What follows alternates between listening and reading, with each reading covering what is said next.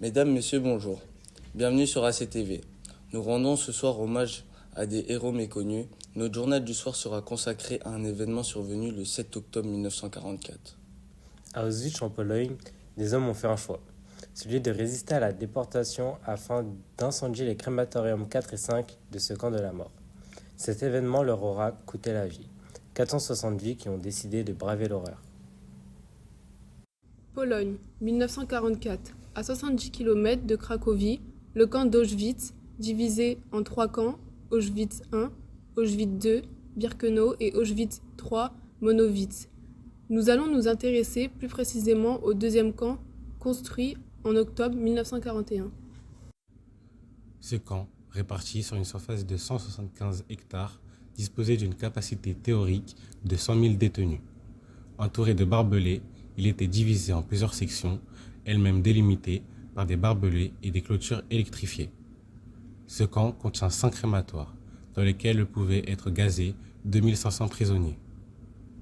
Entre juillet 1942 et novembre 1944, les historiens estiment qu'1,3 million de personnes ont été déportées dans le complexe d'Auschwitz. Entre 1940 et 1945, environ 1 million d'entre elles y sont assassinées. Afin d'assurer le fonctionnement de cette machine de mort, des hommes, des 663 membres forcés, des sondeurs commandos, des équipes spécialisées sélectionnées par les SS parmi les déportés. Ces hommes avaient pour ordre de faire fonctionner les crématoires, les salles de déshabillage, les chambres de gazage, les fours et les fosses d'incinération. Ces hommes étaient confrontés à des images d'horreur, corps nus, décharnés, visages gris, marqués par la souffrance et la terreur. Parfois des membres de leur famille, des amis, des voisins. Près de 2000 hommes y furent enrôlés de force, moins de 60 ont survécu. Certains de ces membres ont écrit ce qu'ils vivaient et ont enterré leurs écrits autour des baraquements. Ces témoignages ont été retrouvés et ont apporté de précieuses informations, complétant celles des survivants. Voici les propos d'un ancien membre des Sonders Commandos, Marcel Natsari. Notre tâche était de les accueillir. La plupart ne se rendaient pas compte de ce qui les attendait. Aux personnes dont le sort était scellé, je disais la vérité. Une fois nues, elles allaient dans la chambre de la mort où les Allemands avaient soi-disant installé des douches. À coups de cravache, on les obligeait à se rapprocher comme des sardines dans un bocal et puis on fermait les portes hermétiquement. Je ne suis pas triste de mourir, mais je suis triste de ne pas pouvoir venger la mort des miens. Comment pourrais-je craindre la mort après tout ce que mes yeux ont vu ici ? Traumatisés par l'horreur quotidienne à laquelle ils étaient confrontés et ne voulant pas rester impassibles, certains membres décidèrent de se révolter. Parmi eux, Józef Derezinski, Isaac Kalniak, Leib Langfuss et Leib Panouz. ils bénéficièrent d'aide au sein du camp. La résistance intérieure, 5 prisonniers russes et des femmes travaillant à l'Union Werke, l'usine de munitions de Monowitz. Leur plan était d'incendier des crématoriums où des milliers de personnes étaient exterminées chaque jour.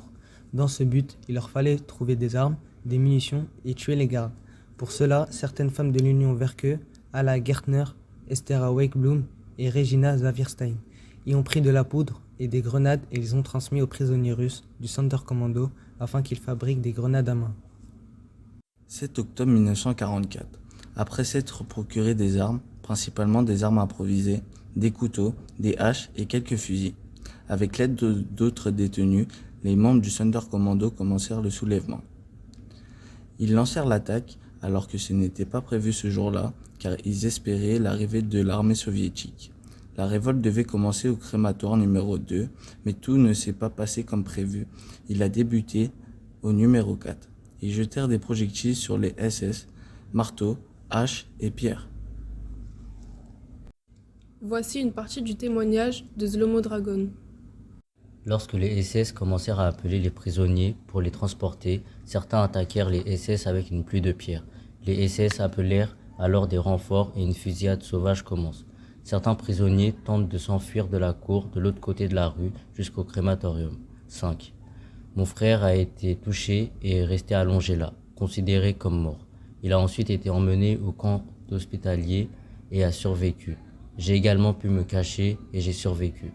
Les SS ont tiré sur tout ce qui se trouvait dans la cour. Ceux du crématorium n'ont pas été abattus parce qu'ils n'avaient pas participé au soulèvement et qu'on avait besoin d'eux d'urgence. Grâce à la complicité de la résistance intérieure, ils ont obtenu de l'essence transportée dans des récipients de soupe et de la poudre à munitions, ce qui a permis d'incendier le crématorium numéro 4. Par la suite, les prisonniers des crématoires 4 et 5 ont réussi à s'échapper en coupant les barbelés. Tous seront abattus, certains immédiatement, d'autres plus tard, après avoir été retrouvés à des kilomètres du camp. Au cours des heures suivantes, des dizaines de prisonniers seront fusillés en guise de représailles. Parmi les membres du Sonderkommando, 450 moururent ce jour-là. Parmi les SS, 3 gardes furent tués et une quinzaine blessés. Ici, nous pouvons voir le seul document officiel qui fait état de la mutinerie du Sonderkommando, bien qu'il ne la mentionne pas. Il s'agit de l'ordre du commandant de garnison du 12 octobre 1944. Ce document indique les noms des SS tombés au service de la patrie. Perry Brod, un ancien SS, a témoigné à propos de cet événement.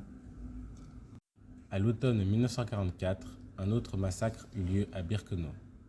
Un raid simultané dans tous les crématoires était prévu. Le signal devait être l'incendie du crématorium 3. Cet acte de désespoir a échoué.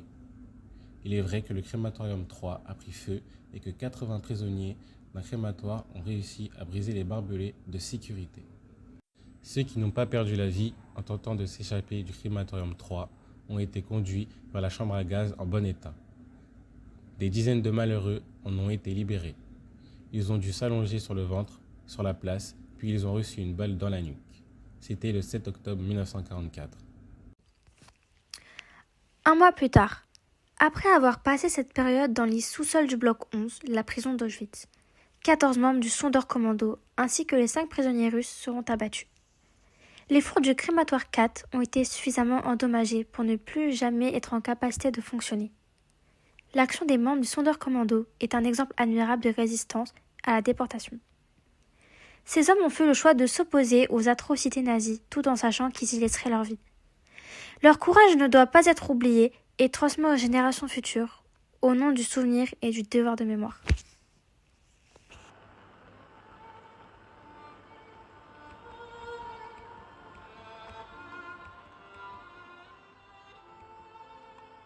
Pour faire suite à ce bouleversant documentaire, notre équipe s'est rendue sur ce lieu de mémoire afin d'évoquer cet événement. Nous retrouvons tout de suite nos journalistes Nia Chonang et Sangaman Johnson en Pologne. Nia Chonang pour ACTV. Bonjour monsieur. Bonjour madame. Puis-je vous poser quelques questions? Oui, bien sûr. Pourquoi êtes-vous venu en ce lieu aujourd'hui? Je suis venu à ce lieu aujourd'hui car je viens me recueillir. Il y a eu des membres de ma famille qui ont été déportés et je viens aussi rendre hommage aux membres du Sonderkommando qui ont voulu faire la révolte. Bonjour, que faites-vous en ce lieu aujourd'hui? Je suis venu aujourd'hui ici car je suis prof d'histoire et je participe au concours de la résistance et de la déportation avec mes élèves. Je les ai emmenés ici pour observer le lieu de la révolte du Sonderkommando et je trouve que le devoir de mémoire est important pour ne pas ressasser les erreurs du passé et pas reproduire les mêmes erreurs. D'accord, c'était Sangerman Johnson pour ACTV. Au revoir. Au revoir. Nous remercions vivement nos journalistes ainsi que les personnes ayant accepté de témoigner.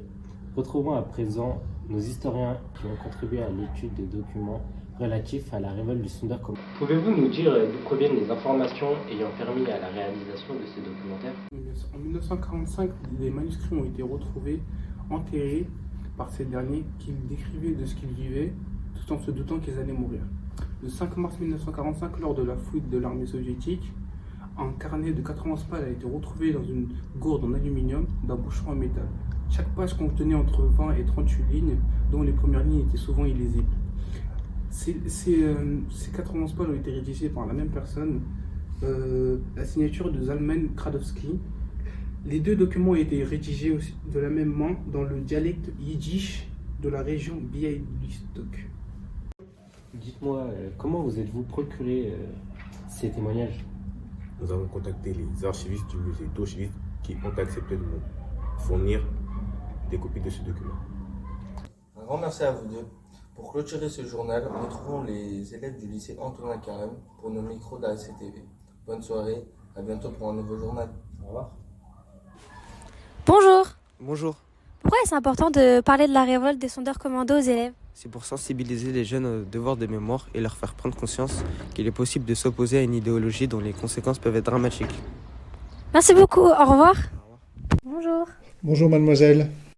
En tant que proviseur, que pensez-vous de la transmission du devoir de mémoire aux élèves? Pour pouvoir construire votre avenir, eh bien on s'aperçoit qu'on a besoin du passé. On a besoin parfois de savoir comment ça s'est déroulé avant pour ne pas faire les mêmes bêtises qu'avant.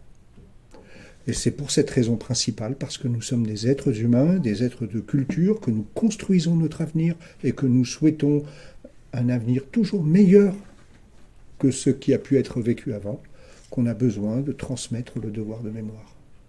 Merci beaucoup pour votre témoignage. Nous remercions chaleureusement Monsieur Fortin, professeur du lycée Antonin Carême, et Madame Mondé, professeure adjointe. Nous remercions également la médiathèque de Savigny-le-Temple de nous avoir accueillis. Nous remercions enfin Monsieur Daubard, membre du jury, pour ses conseils.